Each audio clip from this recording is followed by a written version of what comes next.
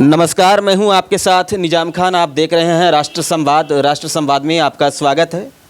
और अभी हम इस वक्त मौजूद है रांची स्थित पुराने विधानसभा में, और हमारे साथ मौजूद है झारखंड के आदर्श विधानसभा अध्यक्ष के रूप में पूर्व में भी जो है कि विरोध निर्वाचित हुए हैं, और फिर जो है कि दूसरी बार लगातार जो है कि निर्विरोध विधानसभा अध्यक्ष के पद पर जो है कि निर्वाचित हुए हैं। सर से कई मुद्दों पर हमारी बात होगी, कई ख़ास बातें होगी, खट्टा मीठा बातें होगी, तमाम तरह की बातें होगी। और इसमें आज हम बात करेंगे भानु प्रताप शाही को लेकर के और रणधीर सिंह को लेकर के, जो काफ़ी विधानसभा में हल्ला गुल्ला मचाते थे।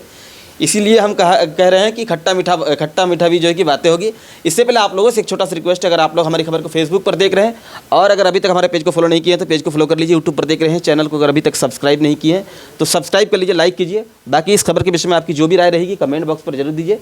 तो आइए करते हैं चर्चा की शुरुआत, और वीडियो अगर आपको पसंद आए तो इसको शेयर भी कीजिए। तो सर, सबसे पहले आपका हमारे चैनल पर बहुत बहुत स्वागत है। चलिए, मैं अपने तरफ से, विधानसभा के तरफ से आपको बहुत बहुत धन्यवाद देता हूँ। सर, एक मिथक था, लगातार कई हमारे मीडिया के साथी सवाल किया था। हालांकि हमें जहाँ तक लगता है कि उस सवाल से बचना चाहिए कि विधानसभा अध्यक्ष जीतते हैं। बहुत सारे ऐसे भी मीडिया साथी देखे जाते हैं जो प्रधानमंत्री जी को ये पूछते हैं कि कब बुखार आता है, आपको कितने दिन बुखार आता है। ये सब सवाल जनता के लिए हमको नहीं लगता है कि ये सब ज़रूरी है। तो इसलिए ये भी हमको लगता है कि ज़रूरी नहीं है कि विधानसभा अध्यक्ष नहीं जीतते हैं। तो सर, क्या कहेंगे इस पर सर? देखिए कि हम लोग जिस परिवेश में, जिस वातावरण में रहते हैं, इसमें बहुत सारे वैसे मिथक, वैसे किंवदंती, वैसे अंधविश्वास बहुत सारे चलते हैं। उसमें से भी एक तरह का है कि स्पीकर साहब जीतते नहीं हैं। लेकिन इतना बात ज़रूर है कि स्पीकर साहब के पास जो अधिक दायित्व होता है विधायिका का, उस दायित्व निर्वहन करने के क्रम में समय उनको थोड़ा कम पड़ जाता है, जिससे पब्लिक को, जनता को साधने के लिए दिक्कत होता है। इसके लिए उनको ज़्यादा मेहनत करना पड़ता है। एक तरफ विधायिका का उत्तरदायित्व और दूसरे तरफ जिन्होंने उनको चुनकर सदन तक पहुंचाने का काम किया है उनका उत्तरदायित्व। दोनों में के अंदर में एक संतुलन स्थापित करना पड़ता है, तभी ये संभव होता है।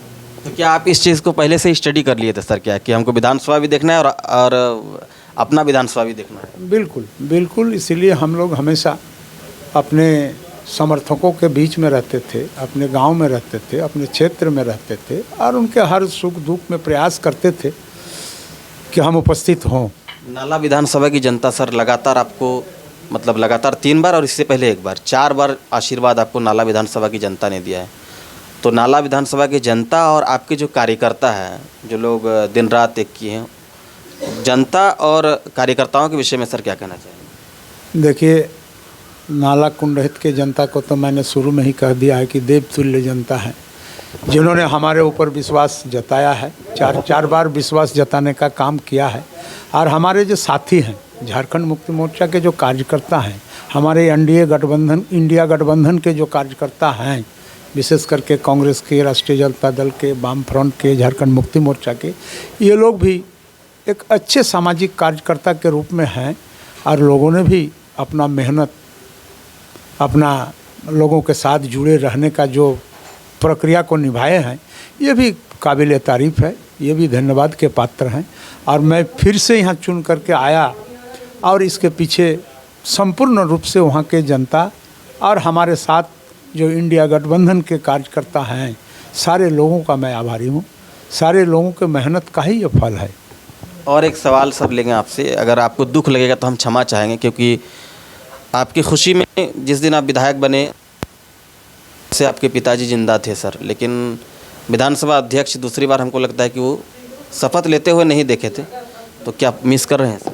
इसके लिए तो हमें भी बहुत दुख है। और चूँकि संसार में, संसार का ही परिपाटी है, यही नियम है, और नियम के अधीन सारे लोग, हम लोग हैं, जितने सारे लोग हैं, इसी नियम को पालन करते हैं। और ऊपर वाला के हाथ जो है, ऊपर वाला का जो विचार है, उसके परे, उसके बाहर हम लोग कोई भी नहीं है। यही प्रकृति का नियम है, और उस नियम के अधीन हम भी आज पितृशोक में डूबे हुए हैं। फिर भी मेरा पितृधर्म और साथ साथ राजनीति का भी धर्म निर्वाहन करना पड़ रहा है और मैं इसीलिए दोनों धर्म को हमारे साध्य के अनुकूल निर्वाहन करने का काम कर रहे हैं ताकि कहीं किसी तरह का टूट न हो जाए। तो सर को जो है कि पितृशोक है, भगवान दादाजी को जो है कि अपने मतलब चरणों में जगह दे और राष्ट्र संवाद परिवार की ओर से भी जो है कि भावभीनी श्रद्धांजलि अर्पित करते हैं। लेकिन पितृशोक में रहने के बावजूद भी जनता का जो दायित्व सर के ऊपर है उनको भी एक तरह से जो है कि निभाना है। दोनों तरफ जो है कि सर को देखना है। और जो मिथक था कि स्पीकर जीतते नहीं हैं, वो सर जो है कि पहले से ही स्टडी कर चुके थे। सर विधानसभा में भी रहते थे और जो विधानसभा संचालन करते थे दोनों तरफ देखते थे और इसी का परिणाम रहा कि उस मिथक को तोड़ दिया और लगातार दूसरी बार झारखंड के आदर्श विधानसभा अध्यक्ष के रूप में निर्विरोध निर्वाचित हुए। बाकी और दिन और मुद्दों पर हम बात करेंगे। तो खबर कैसी रही कमेंट जरूर करें। खबर अच्छी लगी तो लाइक शेयर करें, हमारे पेज को फॉलो करें, यूट्यूब चैनल को सब्सक्राइब करें। कैमरा पर्सन इरफान खान के साथ निज़ाम खान की रिपोर्ट। धन्यवाद।